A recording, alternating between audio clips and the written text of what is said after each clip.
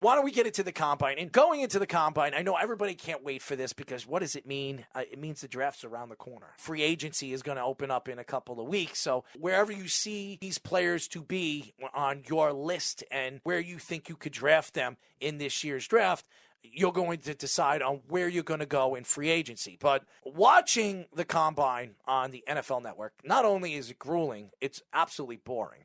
And some of the things that they talk about has nothing to do with the Combine. I just want to let you guys know. So why don't you just put it on mute and just watch what's going on? Because listening to these guys, some of them have absolutely no idea what they're talking about. And that's why we have Shane Hallam on, because he actually does. But you watch the Combine, you wonder, as far as the quarterbacks are concerned, what quarterback is going to stand out this year? Obviously, there's not a quarterback that really is like a Trevor Lawrence or Zach Wilson or Justin Fields in this year's draft. But there are some interesting quarterbacks in this class. As Pickett had his hands checked, he came up 8 3/4. And a lot of people think that's not an NFL-style hand. The NFL football is bigger than the NCAA football. There's no question that it is. And you have to play in the cold. You have to play in the snow and in the rain. You could play with the Broncos. You could play in Seattle where it rains all the time. Speedy, does this make a difference? Well, it depends on who's going to draft Pickett as it is. The lead team seems to be the team they're connected to most is his former school city, the Steelers. It seems like the most likely for that kind of thing. Now, if you're going to do that, you're going to be subject to those inclement weather conditions too. You're going to be playing in Cincinnati and Cleveland and Baltimore, which also have these weather conditions as well, and the Steelers themselves. So it's definitely something that he's going to have to adjust in terms of ball security, in terms of sensing pressure as his number one thing to try to learn in his game. And that'll be dealt with coaching too. But no matter where he goes, if he's going to want to start for that team, he's going to have to learn that kind of thing. Now, in terms of the other quarterbacks, we saw some impressive showings from Malik Willis in the throwing drills. Desmond Ridder running was a 4.5. He ran like a wide receiver, which shows a lot, and he might do well in the right scheme. Sam Howell looked good in some areas, iffy in others. So, again, there's not going to be a lot of teams drafting quarterbacks in the first round as it is. Maybe Washington at 11 might be the earliest one. The Broncos are going to probably trade for a big-name quarterback, so likely their number 9 pick will be traded to one of those teams, and maybe that team drafts a quarterback. But still,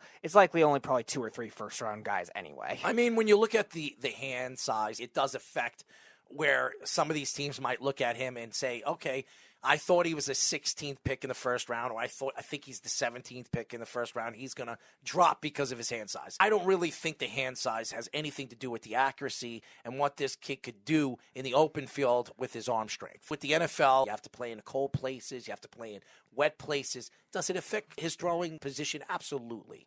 But you can't judge a book by its cover. Tom Brady being one of them. We all know that he was a 6th-round draft pick. Look what Tom Brady has done. Now, obviously, he doesn't have small hands, but he was slow as hell. No muscle tone in his body whatsoever. And look at what Tom Brady became. Tom Brady won 7 championships and was one of the greatest, if not the greatest, quarterback to ever play the game. So you can't judge a book by its cover just because of what he looks like, or what his hands look like, what his feet look like, because his right toe is bigger than his left toe. It's ridiculous. But this is how the NFL sells their product to the fans, Speedy. Does it make any sense to me? No. But again, it's fun to watch. And if you're a fan of your particular football team, like the Jets or the Giants, and you're hearing stories about this guy and you're hearing stories about that guy, and you get to watch them at the Combine, well, Speedy, it's fun to watch. From a New York standpoint, it's very interesting when it comes to the two teams having very similar, not only draft scenarios, but draft positions where they need similar things, too. Both the Jets and the Giants could use pass rushing help. Both the Jets and the Giants could use wide receiver help. Both the Jets and the Giants could use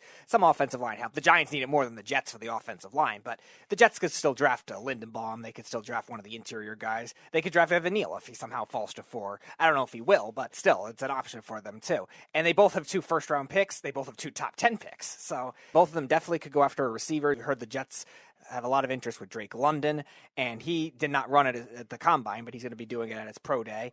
And there's plenty of other receivers that look very good. You mentioned Olave and Garrett Wilson, the 2 Ohio State receivers. Both the Jets and the Giants could also trade back, too, and maybe get those guys in the middle. I see more with the Jets trading back than the Giants. Or the other option, too, is maybe trade back into the first round with one of their early second-round picks, too, is definitely an option as well, because there could be teams at the back end of the first round, some playoff teams that maybe lack receiving depth that could go after that. So there's different scenarios that they could play in if they want a wide receiver, and same thing with the pass rushers too. There's a lot of pass rushing depth. Yes, we talk about the top guys all the time, but those middle first-round picks will have some good players as well when it comes to pass rushers. I think the Jets should definitely prioritize a pass rusher with one of those first picks because they just need it so much. The Giants definitely could.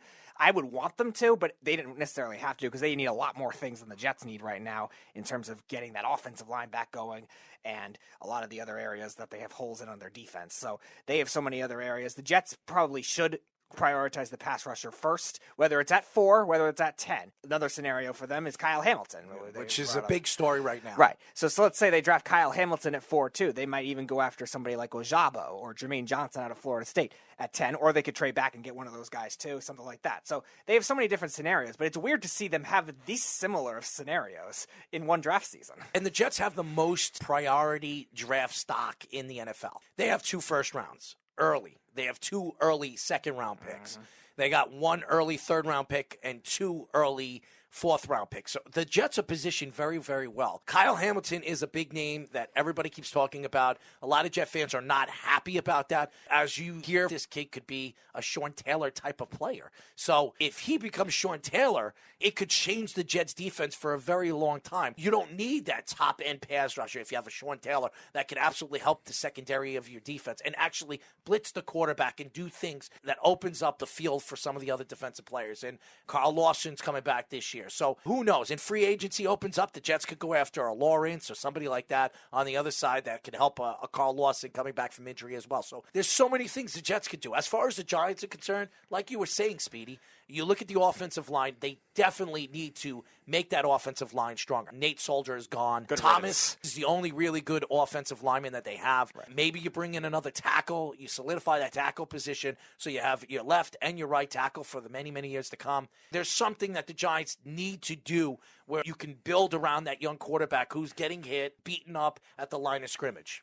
Now, I was also one that was very intrigued on where these other tackles would go. Evan Neal's probably going to go before the Giants pick anyway. So if the Giants were to get Evan Neal, it'd be very lucky in that case. But then against Jacksonville, Detroit, and Houston, you never know what they're going to do. But even so, it's not likely. But the other 2 tackles were actually impressive in their combine, which proves a lot. Aquonu, who as a guy that played a lot of guard, more interior throughout his career at NC State, actually ran very well under 5 seconds. And Charles Cross as well, the other tackle that's being rumored in the top 10 all of a sudden from Mississippi State. Some people put him on as the number 1 guy. Played an air raid offense with Mike Leach, and for the Giants, they're going to have to, if they're going to take over with Brian Dable's offensive team, they're going to do a lot of passing as well, especially if they do end up trading Saquon Barkley, which seems much more likely now from the stories that we've heard. And that'll be another scenario to look at too. What will the Giants be able to get back from him? Because if they trade him and James Bradberry, another one being rumored too, and try to trade off some of these bad contracts, they might get some extra draft picks too, which will give them leeway to trade up if they need to as well. Maybe they could trade back into the first round like they did in 2019 when they had 3 first-round picks. Let's hope they don't draft somebody with off-field issues like DeAndre Baker had, but... Well, we all know he was wrongly accused, and he should still be a Giant. But still. He still should be a Giant. Even when he was on the field, he wasn't playing well. Now he was 1 year, so we'll see if he would have developed, but still.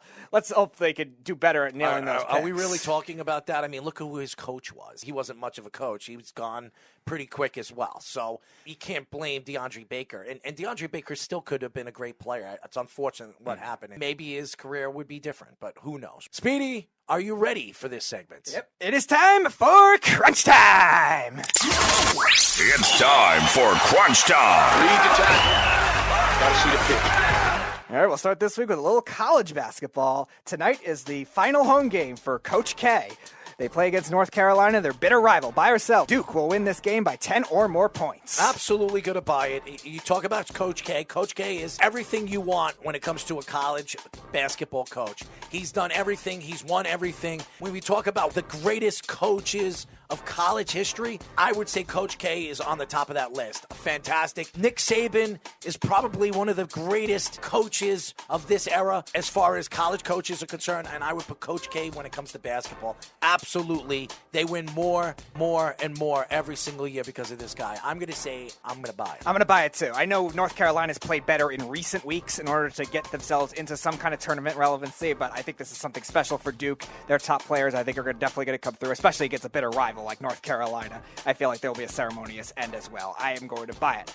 All right, let's go to some hockey. Marc-Andre Fleury, rumored to be traded back to one of his former teams. Buy or sell, he'll be traded back to either the Penguins or the Golden Knights. I'm going to buy it. Right now, both teams need goaltending. I can't believe Jari, he made it to the All-Star game. And he's having his second half woes again afterwards. I mean, he's horrible. And if you're going to go into the playoffs with Jari, good luck getting out of the first round. There's no chance in hell. And right now, I think they're matched up to play the Rangers. And the Rangers are going to kill them. You need goaltending. So why not get one of the best playoff goaltenders of this era, Marc-Andre Fleury? I'm going to buy it. I am going to sell it for two reasons. One, the Penguins, I think, have a lot of these salary cap issues where I think they're going to go after some more skaters instead, try to get more depth. And for the Golden Knights standpoint, they got Robin Lehner back this week, and I think that'll end up helping them as well. He's played well in the playoffs in certain stretches for them. Fleury has as well, but I think they have other money issues to worry about, especially with Eichel. So I am going to sell it. All right, let's go to the NBA. Ben Simmons will be out another 2-3 weeks. We'll play 5 regular season games or less for the Brooklyn Nets. I'm going to buy it. I don't even know if we'll see him this year. As crazy as that may sound, you're going to need him, and I expect him to play in the playoffs because there's no way the Brooklyn Nets are even going to make a run if they don't have another player to play with Kyrie Irving and Kevin Durant. And no, Seth Curry isn't the answer. So I am going to buy. He's not going to play more than 5 games. But I expect to see Ben Simmons on the court. I'm going to buy it, too. I think he'll be on the court. I don't think he'll miss the whole regular season, but the way he's just missing all these games, whether it's a mental health thing or not, it just seems very odd that all of a sudden he's out of shape. That's what's happening. That's the other thing, too. You don't know what it is right now. And, again, the Nets, they've been dealing with this all season. They're used to it. I'll buy it. All right, buy or sell. The other component of Major League Baseball.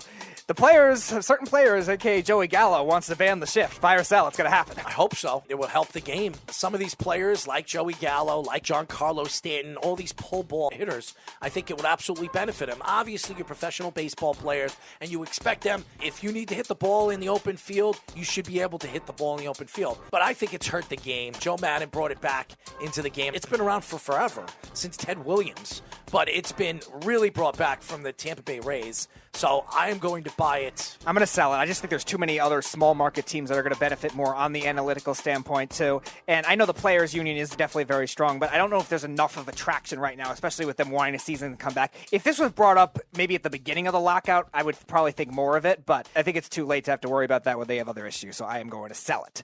All right, an NFL one. Packers will sign Aaron Rodgers to a bigger contract per year than Patrick Mahomes. Mahomes' contract is $45 million per year. It seems like it's going to happen. I didn't think Aaron Rodgers was going back to Green Bay, but every single story coming out of Green Bay is he's talking big buckaroos. And you're talking about between $50 and $60 million a year for the next 2 years.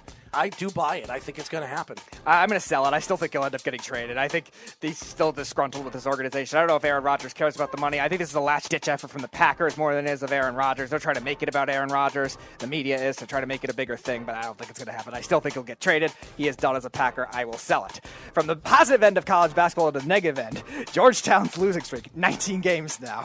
They have one more regular season game against Xavier than their game in the Big East tournament against Providence. Buy or sell. They'll lose both of those games and finish with 21 straight losses. I'm going to buy it, and the fact that Patrick Ewing still has a job is ridiculous. And I'm a Patrick Ewing fan. I'm a New York Knicks fan.